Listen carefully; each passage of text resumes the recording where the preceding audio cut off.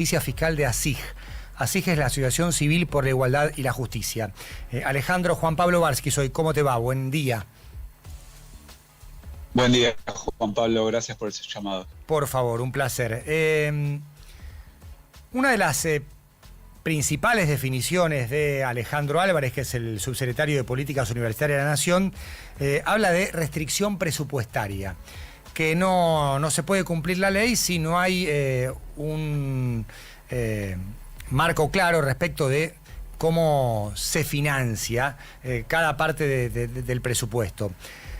¿Se puede cumplir la ley de financiamiento universitario teniendo en cuenta este concepto de restricción presupuestaria? Sí, ahí yo empezaría haciendo una aclaración que es, el monto que requiere la aplicación de la ley es cierto, es un monto relevante. Es decir, estamos hablando, según la estimación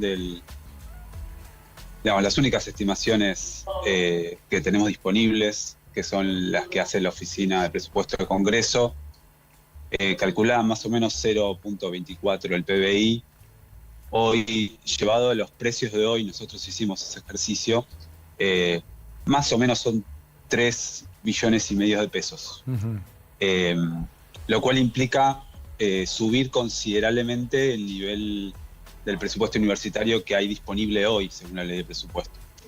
Entonces, en primer lugar, es cierto, es una inversión considerable, pero bueno, justamente cuando uno ve las posibilidades de cumplimiento de una ley como esta, hay que tener en cuenta la magnitud que tiene eso en relación a otras magnitudes.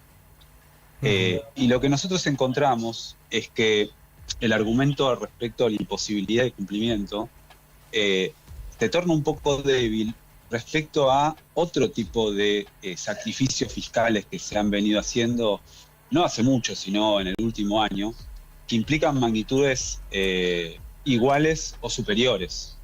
Y además, sacrificios que tampoco tuvieron una justificación respecto del origen de los fondos que esto implicaba. Los ejemplos son muchos, pero a nosotros nos pareció interesante lo que ha sucedido a nivel impositivo, donde durante el último año se han aplicado bajas de determinados impuestos que implicaron básicamente perder recursos. Sí. Esa pérdida de recursos estuvo en varios impuestos, se han reducido las retenciones de las exportaciones, pero a nosotros nos pareció interesante la comparación con bienes personales, que es, mejor dicho, un impuesto que por las reformas que ha venido teniendo, ha perdido mucha recaudación. Y es un impuesto que hoy está pagando el 0,025% de la población. Es el único impuesto nacional al patrimonio. Entonces, cuando nosotros vemos lo que sucedió con ese impuesto y vemos que esas modificaciones implicaron una pérdida en 2 años de 5 billones de pesos. Con lo cual, hace poquito sacamos un informe donde un poco poníamos en perspectiva estos números, y lo que marcábamos es, volviendo al inicio, es que el argumento de las restricciones, de la escasez, que puede ser válido para algunas cuestiones, pierde fuerza cuando uno ve otro tipo de pérdidas que se vienen experimentando, donde no se aplican los mismos criterios que se están utilizando en esta argumentación, ¿no? Entonces uno podría decir, bueno, ¿cuáles son, digamos, este tipo de decisiones muestran prioridades? Y la política fiscal se trata de eso, digamos. Uno elige gastar en determinado lugar y no en otro. Uno elige recaudar en determinado lugar y no en otro. Y lo que vemos es que esa especie de pretensión de absolutismo del argumento de la escasez pierde mucha fuerza. Sí, yo creo que el gobierno no tiene ningún problema en decir, bueno, para nosotros las prioridades pasan por el superávit fiscal y no te van a, si querés, pintar con eufemismos una declaración de principios bastante clara con relación a ingresos, egresos, superávit fiscal y la importancia de la macroeconomía ordenada. Por lo menos este gobierno. Te llevo a la cuestión del presupuesto universitario, que ha venido cayendo en los últimos años, más allá de la nominalidad, sino de porcentaje que se destina a educación. ¿Eso también lo tienen medido? Sí, nosotros venimos siguiendo el presupuesto universitario. Te hago una reflexión también sobre lo que comentabas.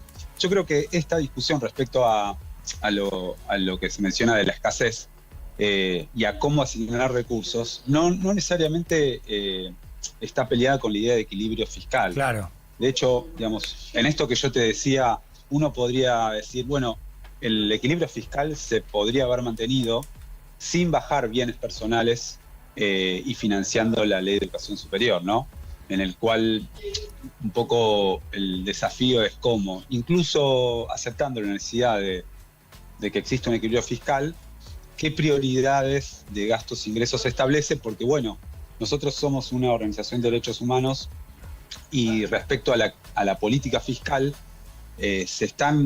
justamente en los últimos años se han discutido mucho qué prioridades tiene el gasto en relación a qué gasto es más importante cuando uno piensa la política fiscal. Y justamente hace muy poquito la Comisión Interamericana de Derechos Humanos ha emitido una declaración donde habla justamente de los criterios que hay que tener en cuenta cuando uno lleva a cabo una reducción del gasto, sobre todo en lo que tiene que ver con políticas sociales. Uh-huh.